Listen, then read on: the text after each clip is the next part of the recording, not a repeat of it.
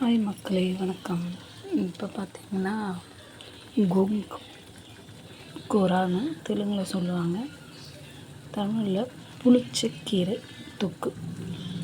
புளிச்சக்கீரையை தண்ணியில் வேக வச்சு தனியாக எடுத்துக்கணும். பூண்டு நிறைய உரிச்சிக்கணும். நல்லெண்ணெய் எடுத்து வச்சுக்கோங்க. ஒரு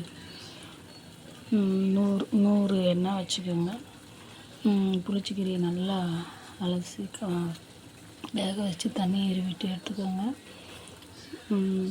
வறுக்கிறதுக்கு பொடி பண்ண காஞ்ச மிளகா, தனியா கொஞ்சம், காஞ்ச மிளகா ஒரு 10,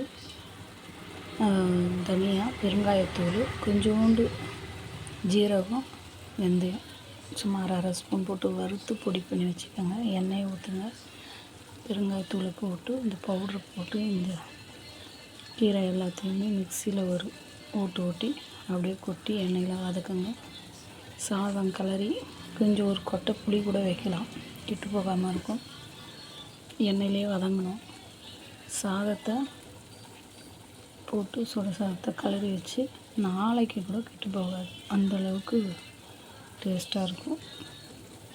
புளிப்பாக சாப்பிட்றதுக்கு இது ஒரு தொக்கு மாடலில் இருக்கும். தோசைக்கெல்லாம் நல்லா அருமையாக இருக்கும்.